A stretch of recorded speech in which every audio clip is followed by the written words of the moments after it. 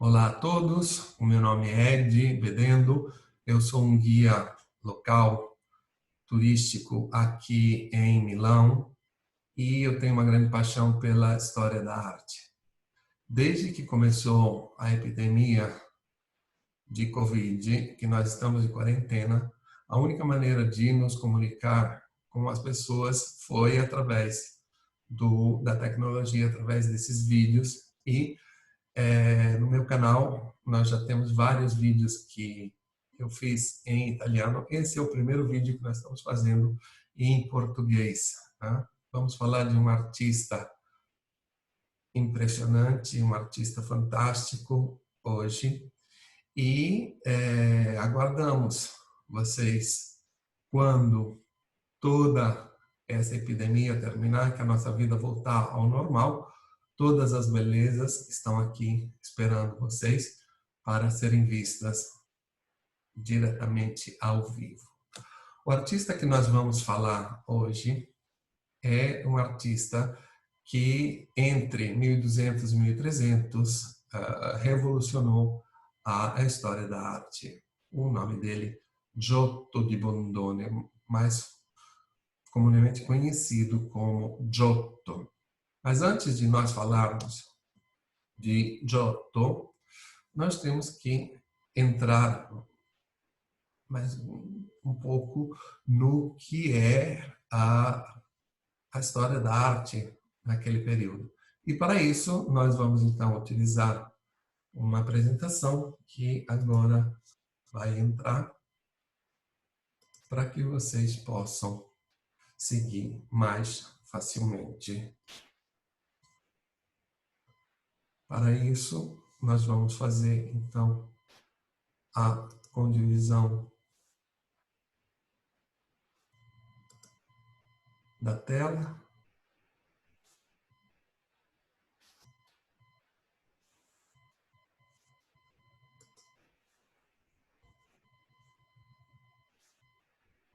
E assim vocês poderem seguir diretamente. Aqui estamos. Então, o grupo que nós criamos no período da epidemia se chama o Decamerão Online, Narrações da Quarentena. O Decamerão é uma obra muito famosa na Itália, onde o escritor Boccaccio ele conta a história da peste de 1348, quando 10 jovens, para escapar da peste, eles foram para uma casa de campanha e durante 10 dias eles ficaram reclusos ali dentro e cada um deles contava uma história e assim temos então 10 histórias. Deca significa, portanto, 10. E então nós utilizamos esse nome numa forma moderna, o Decamerão Online, Narrações da Quarentena. Estamos aqui contando histórias para que vocês possam entrar no que é a história da arte italiana. E hoje, então, vamos falar o Mistério da Paixão na obra de Giotto, na Capela dos Scrovegni, em Padova.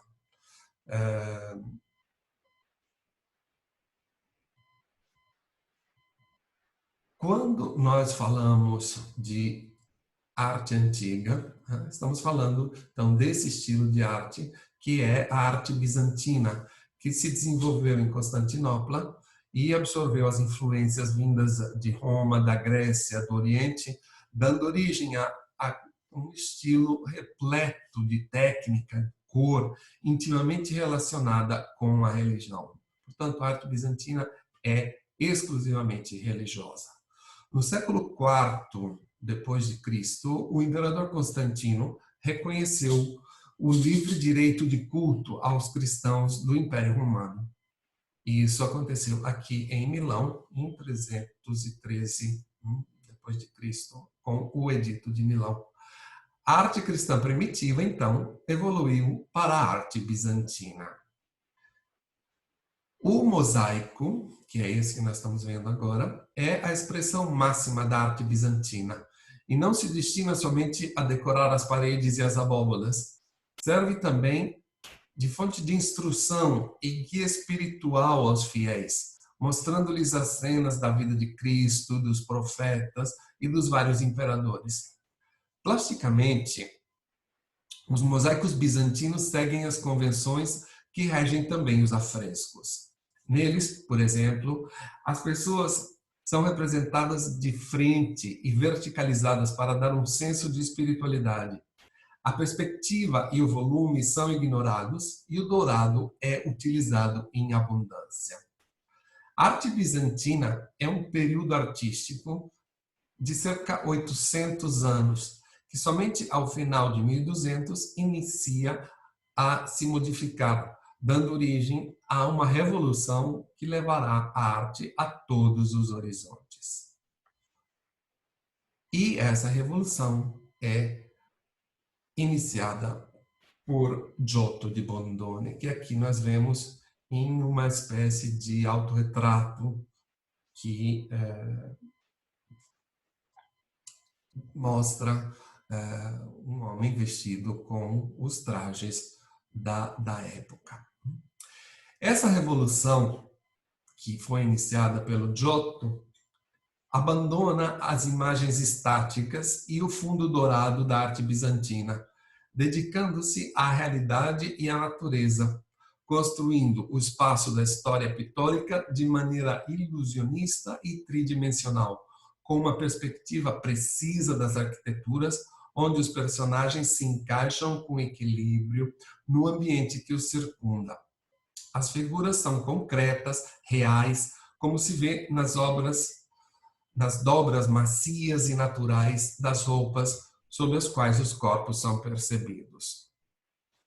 Então, aqui nós temos um crucifixo de Giotto, que é datado mais ou menos em torno de 1315 e hoje é visível na Igreja de Todos os Santos em Florença, onde nós percebemos que há uma grande mudança, uma grande melhoria no que era a arte bizantina, onde as figuras eram, vejam os pés dessas figuras que estão nesse mosaico. Vejam que elas parecem que estão flutuando no ar, não estão ancoradas na terra. Já Giotto, aqui, vejam com que naturalidade ele pinta o corpo de Cristo na cruz, com a barriga que desce, como se os músculos não estivessem mais segurando. Portanto, é um corpo morto. E vejam as dobras da perna, que dá um volume, que dá uma tridimensionalidade.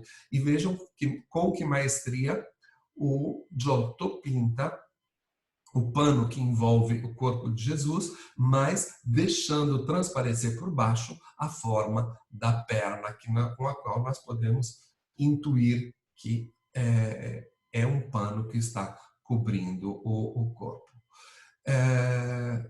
Outro exemplo da maestria do Giotto é aqui nessa representação de Nossa Senhora, chamada Nossa Senhora a Majestade em trono.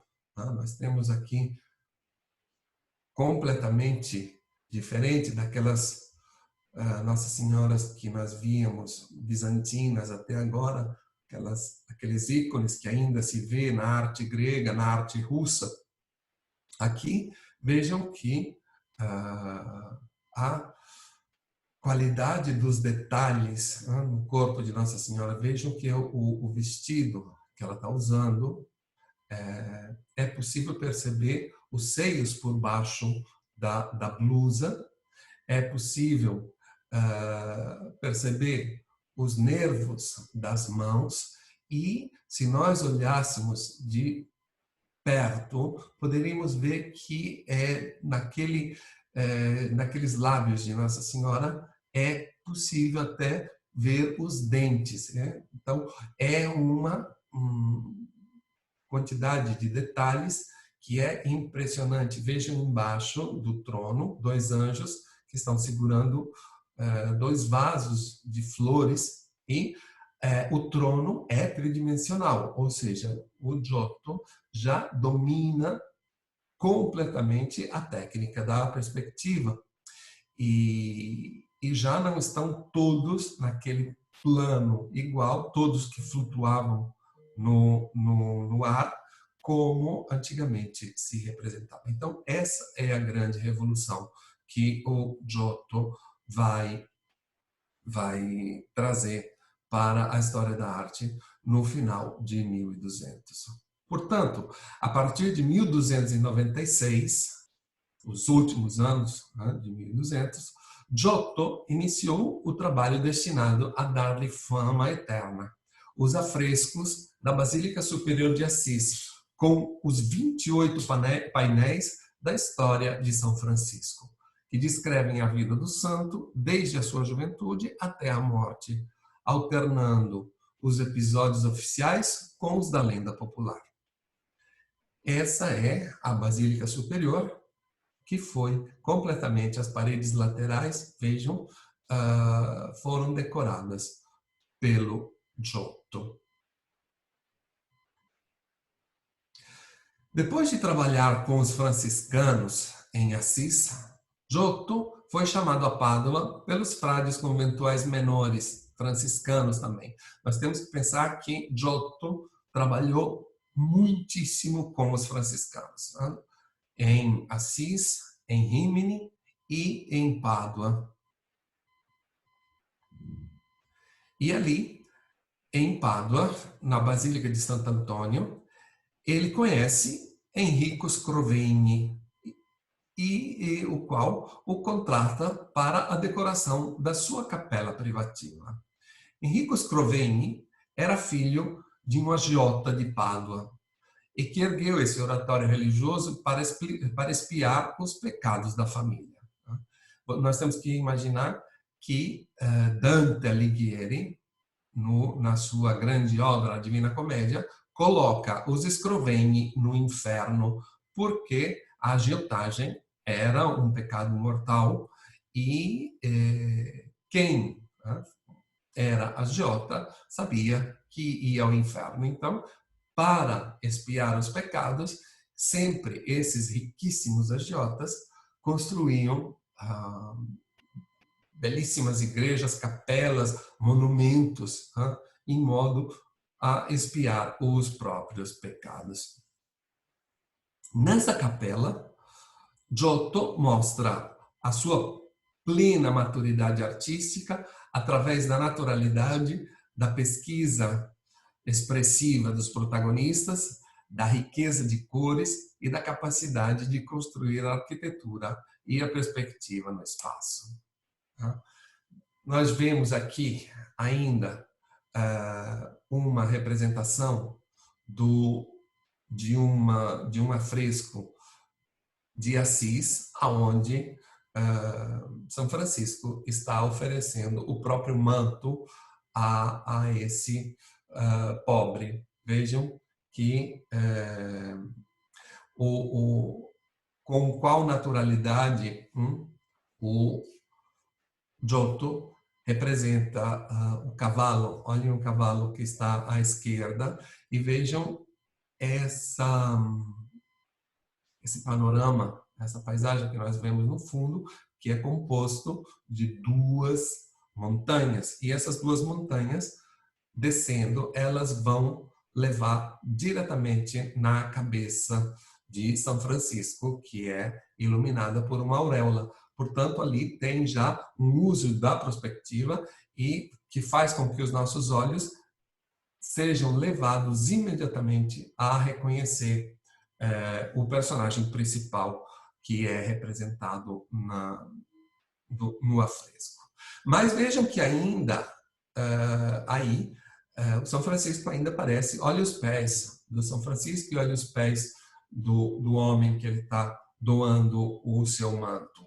Vejam que parece que eles estão ainda, o cavalo também parece que eles estão flutuando no ar, não estão ancorados na terra. Portanto, o Giotto ainda tinha algumas dificuldades de representação.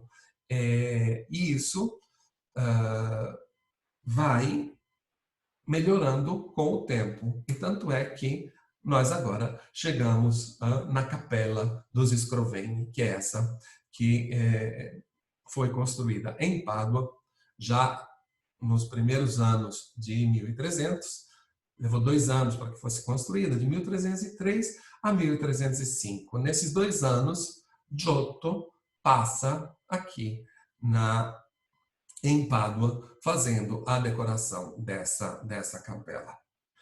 E o projeto iconográfico dessa capela é unitário, ou seja, foi feito de uma única vez.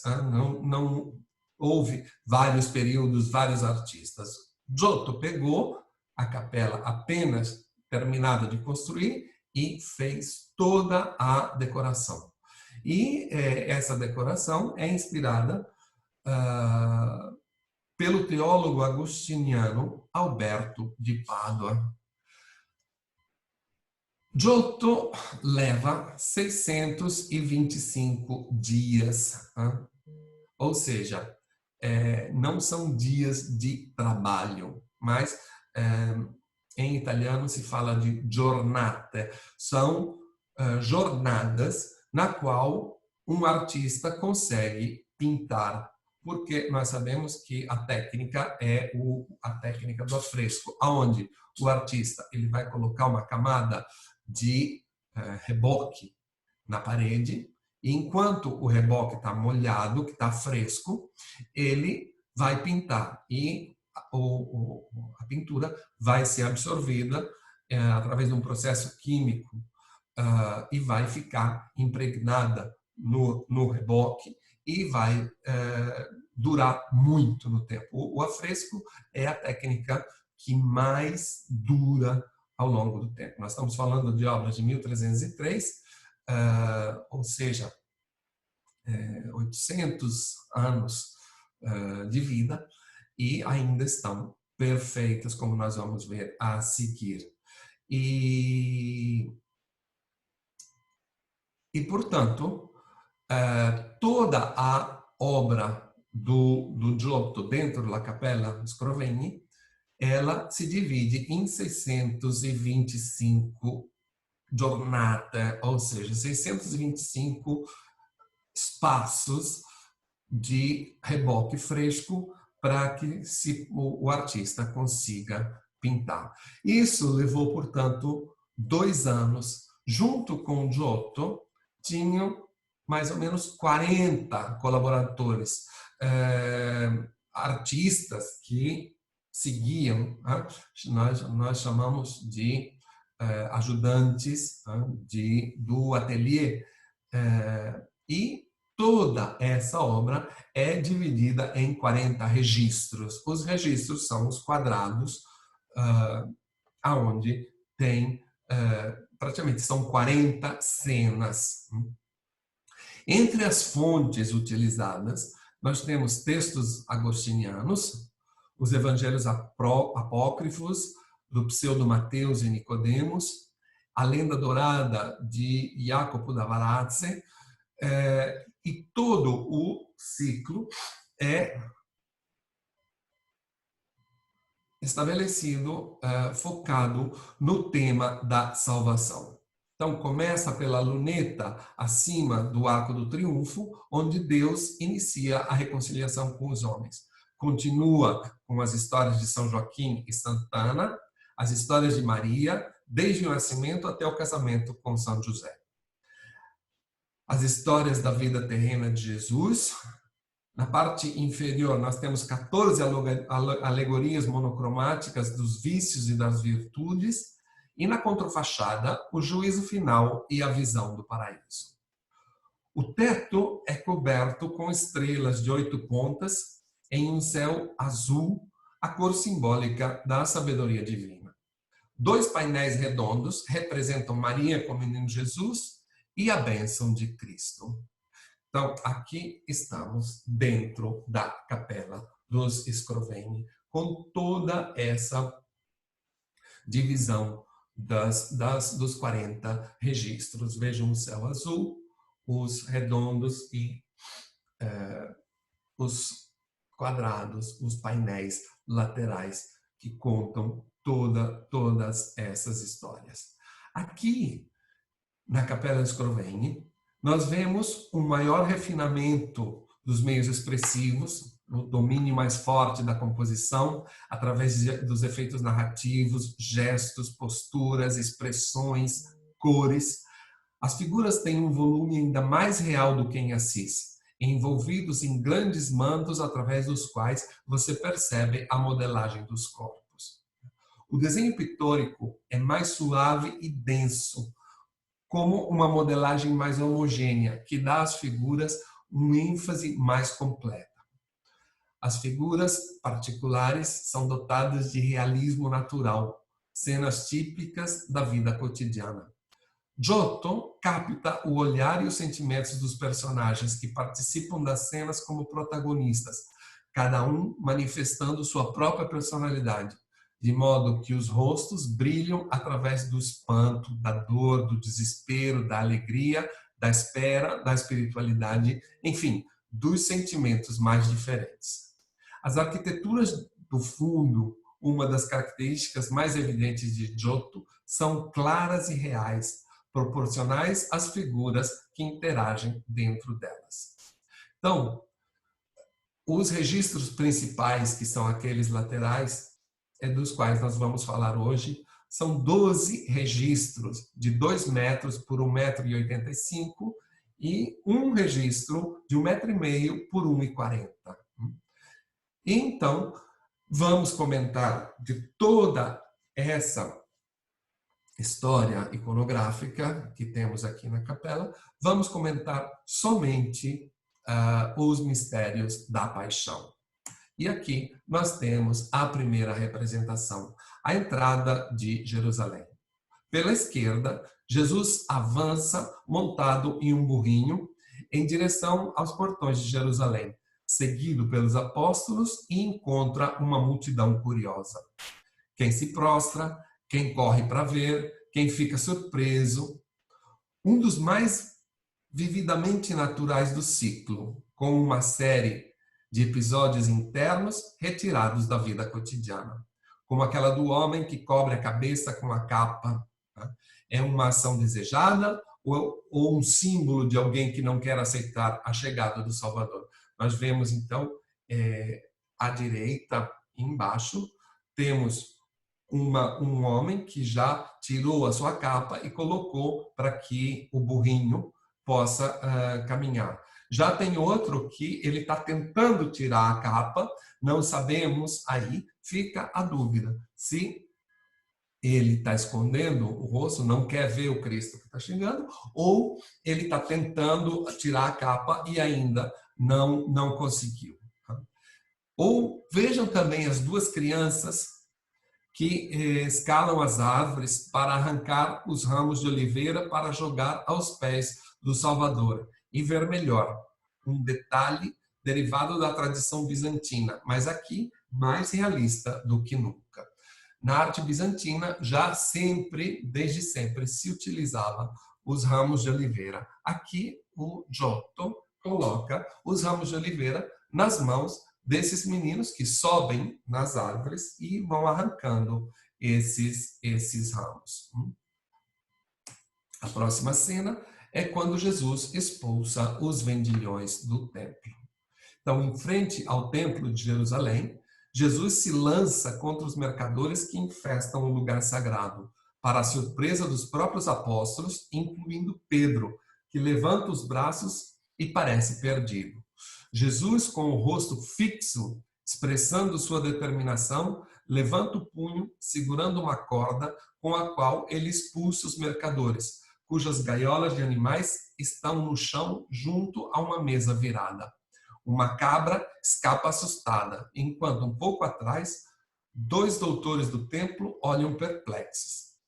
À esquerda, outros animais vão além da borda da cena, enquanto 2 crianças assustadas se refugiam nas vestes dos apóstolos. Vejam quantos detalhes naturais.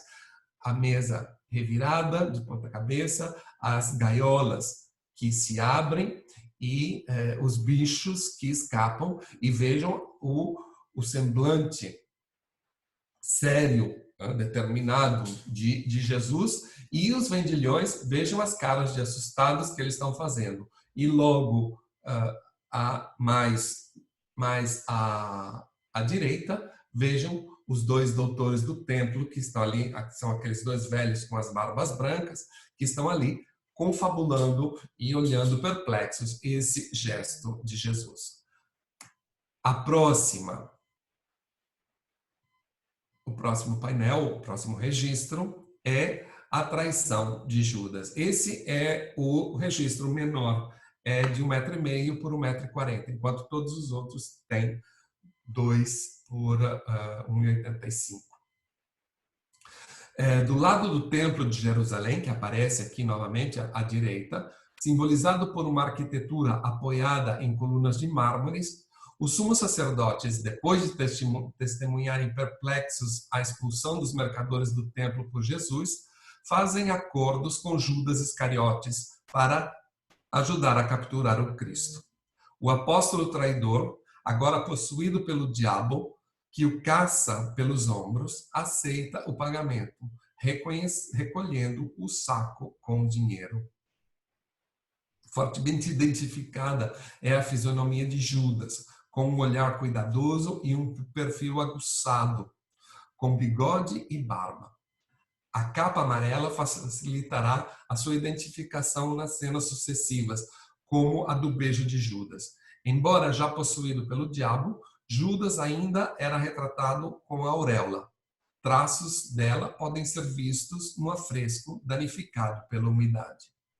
Vejam que interessante, com 5 personagens, os 3 doutores do templo, aquele de vermelho que está pagando as moedas a Judas, nós já vemos a bolsa de dinheiro nas suas mãos, e na esquerda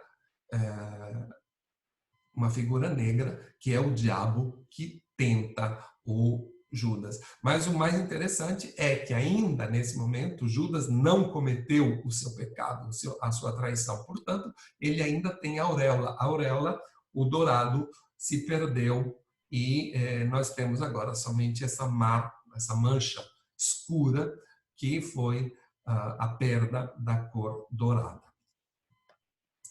A próxima cena é a última ceia. Então, situado em uma sala sem 2 paredes para permitir a visão do interior, Giotto pinta o rosto duvidoso dos apóstolos que se perguntam quem é o traidor de Cristo. Eficaz é a composição dos apóstolos ao redor da mesa, sem sobreposição, graças ao uso de uma vista lateral levemente elevada. O apóstolo Judas está sentado ao lado de Jesus, veste uma capa amarela e coloca a mão no mesmo prato que o Cristo. João, por outro lado, como é típico da sua iconografia, está dormindo apoiado em Cristo. O escurecimento das auréolas é casual e não desejado pelo autor, causado posteriormente por razões químicas. Originalmente, elas apresentavam uma diferenciação hierárquica, em relevo, dourada, com ouro e com a cruz esboçada em vermelho, a de Cristo. Em cor imitando o ouro e com raios, os dos apóstolos, sem os raios de Judas. Nos apóstolos de costas, as auréolas parecem flutuar na frente dos seus rostos. Os detalhes são muito precisos, desde o manto com bordados dourados do apóstolo de costas ao centro, até os mosaicos cosmateiros que adornam o parapeito da sala, em cujo teto há 2 pássaros. São estátuas, como evidenciado por sua presença em posição idêntica na cena seguinte, a lavagem dos pés. As vestes dos apóstolos criam um conjunto colorido de tons pastel. As cores são as mesmas para cada um das outras cenas, de modo a torná-las imediatamente reconhecíveis. Com o uso da luz que amplia o senso da plasticidade e ajuda a entender a espacialidade do ambiente. Por exemplo, deixando na sombra a área debaixo do banco. Então vejam aqui a maestria de Giotto. Vejam as roupas dos apóstolos. Olha esse no primeiro plano com essa decoração dourada. Vejam a técnica que o Giotto consegue colocar todos eles sentados na mesa, simplesmente fazendo uma perspectiva um pouco em diagonal para a direita e um pouco elevada, de modo que nós conseguimos ver todos os apóstolos sentados na mesa.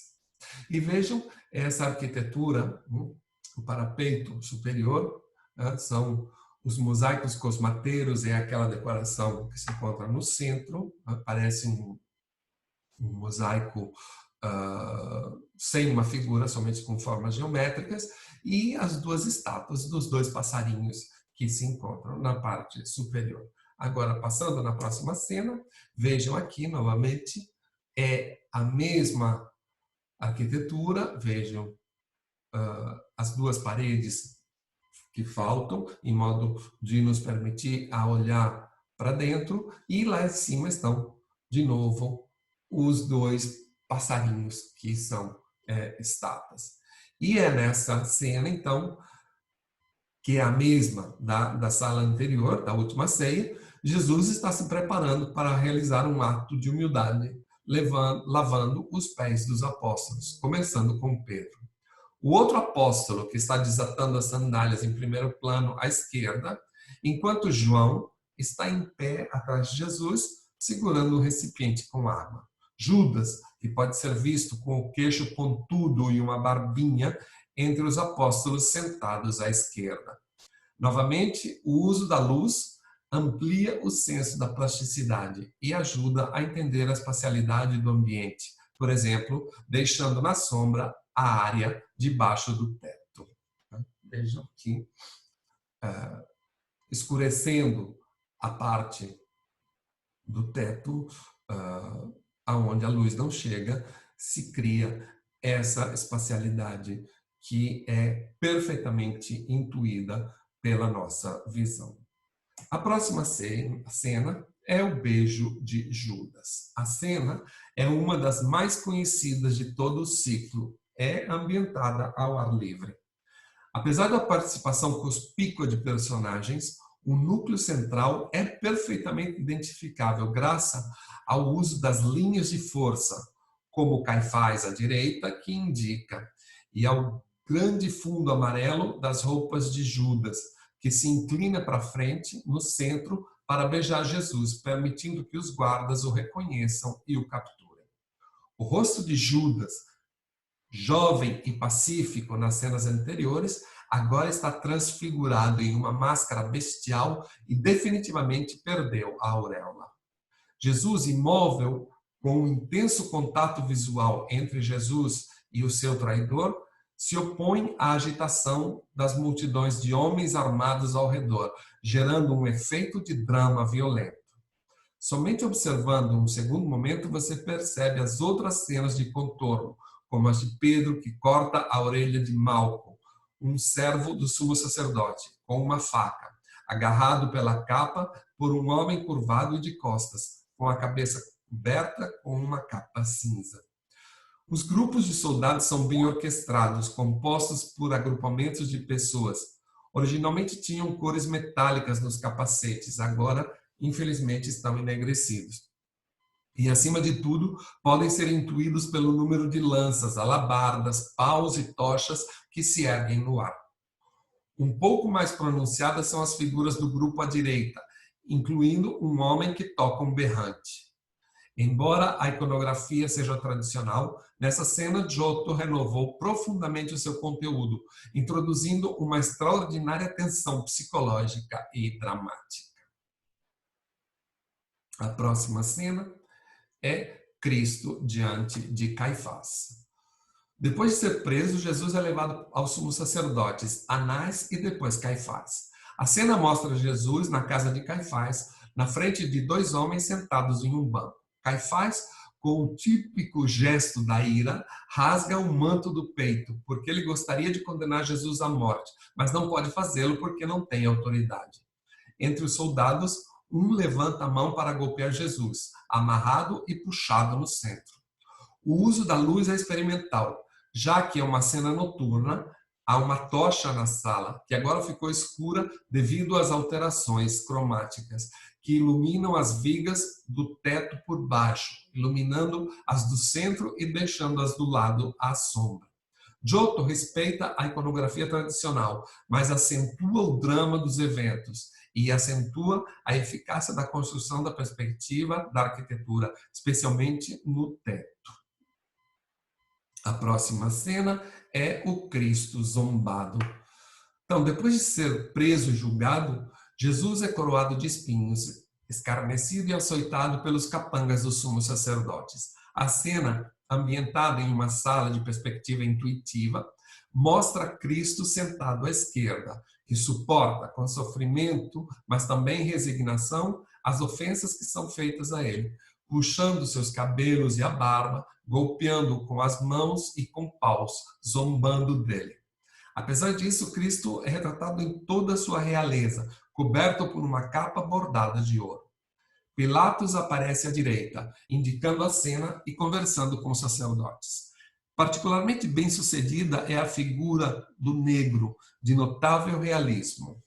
Vejam que aqui que todos têm uma expressão diferente, têm uma fisionomia diferente e são poucos os exemplos na história da arte antiga quando nós temos um negro representado. E aqui o negro tem características físicas de um negro. Vejam a clareza dos detalhes e da perfeição do Giotto. A próxima cena é a subida ao Calvário. A cena, em péssimo estado de conservação, mostra Jesus que, segurando a cruz no ombro, sai do portão de Jerusalém, empurrado por soldados que estão diante dos sumos sacerdotes, Anás e Caifás. Mas mais para trás vem Maria, que geme dramaticamente. Talvez é a figura mais bem-sucedida de toda a cena. A porta urbana é a mesma que foi encontrada girada na cena da entrada de Jerusalém. Vocês lembram a cena onde tinha os dois meninos subindo nos pés de oliveira? E aqui nós vemos a mesma porta, Jesus entra e Jesus sai. Os estudiosos relatam a participação em grande parte de ajudantes aqui. Pouco Giotto, normalmente os maestros, eles faziam os detalhes principais, o rosto, as mãos, já o resto era tudo feito pelos ajudantes. A próxima cena é a crucificação. A cena está ligada, mais do que em outros episódios, à iconografia tradicional. No fundo do céu azul ultramarinho,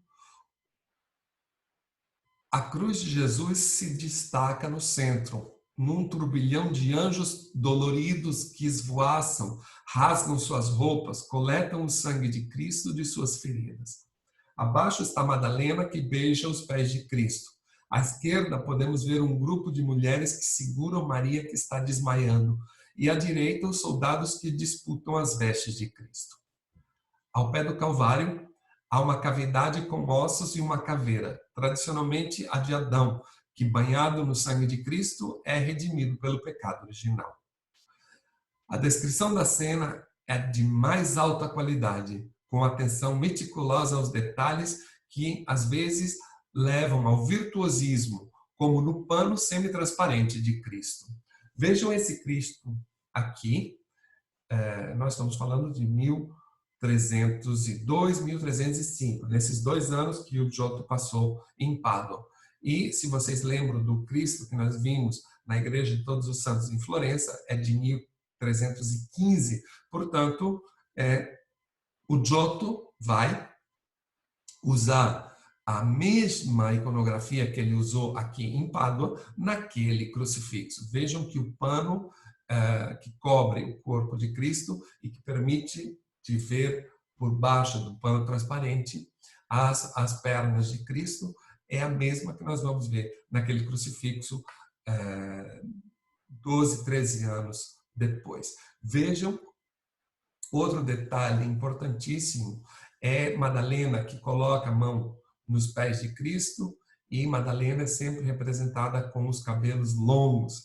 Vocês lembram que no Evangelho, Madalena enxuga os pés de Jesus, depois de massagear com perfumes, enxuga os pés de Jesus com os próprios cabelos. E vejam na esquerda, vestida de azul, o sofrimento de Nossa Senhora. E vejam esse redemoinho de anjos que esvoaçam em torno à cruz de Cristo. E vejam esse que está debaixo do braço esquerdo de Cristo, portanto, à direita, veja que esse anjinho vestido de vermelho, ele está arrancando as suas roupas em um gesto de desespero.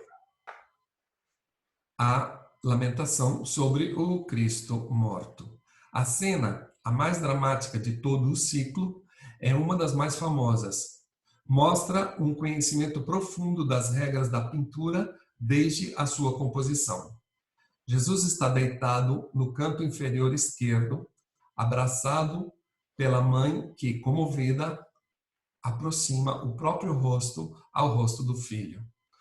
Toda uma série de linhas de olhares e de força direciona imediatamente a atenção do espectador para esse ângulo, começando pela forma descendente da rocha do fundo.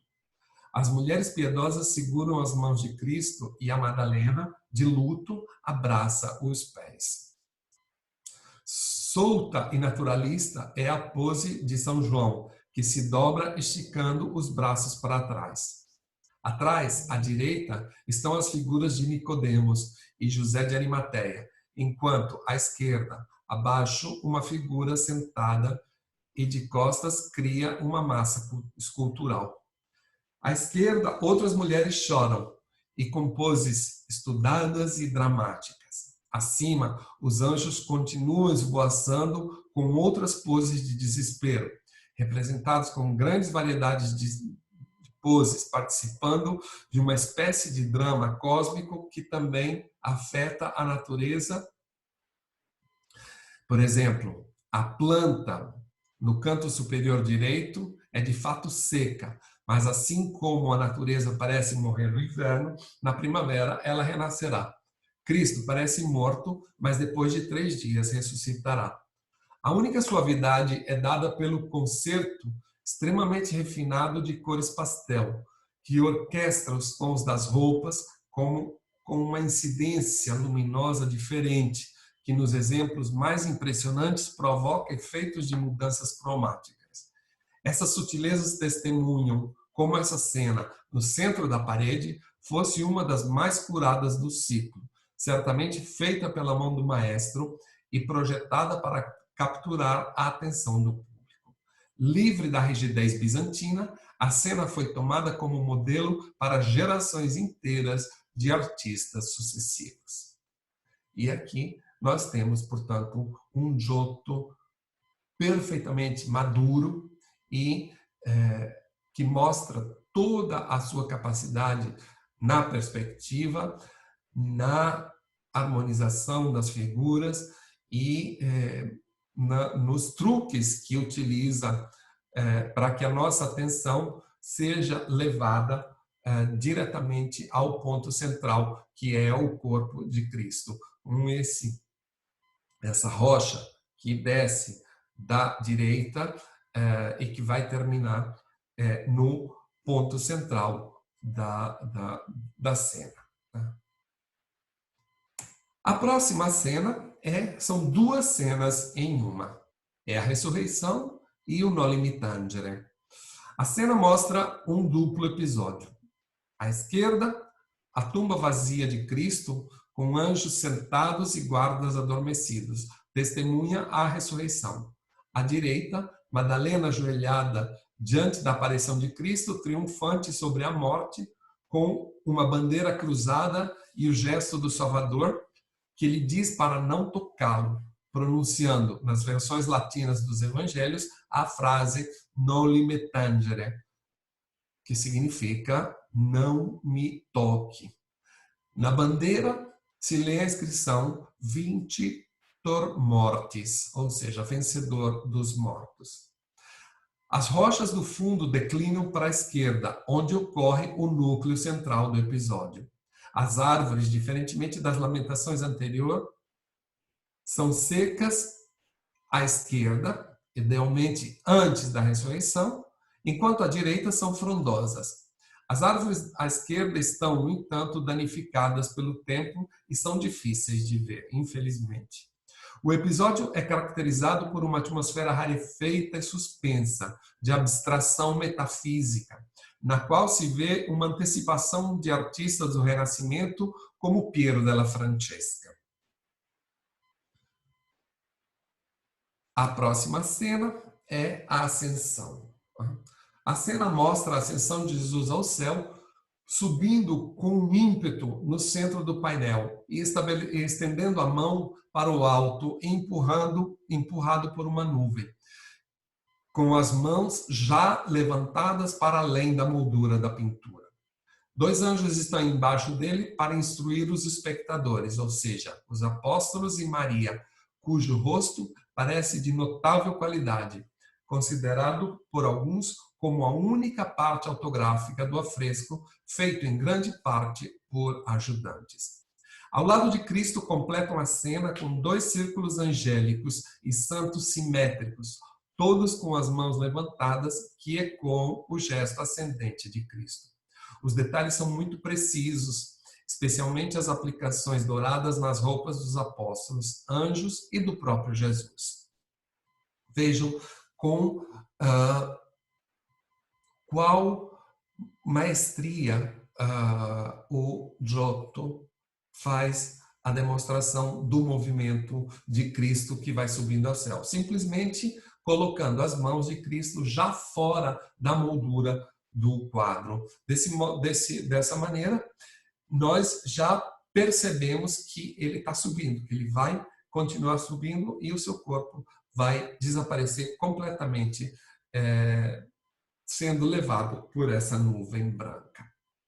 E vejam o rosto de Maria, né, que é o mais perfeito de toda essa representação. Ou provavelmente o único toque de Giotto foi nesse rosto, e o resto tudo feito pelos ajudantes. O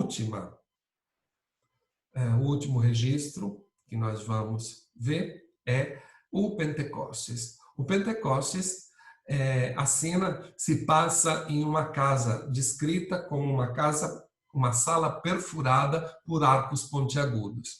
11 apóstolos estão sentados em bancos de madeira, porque, obviamente, depois da morte de Judas Iscariotes, que se suicidou, ficaram 11 apóstolos, mais Nossa Senhora.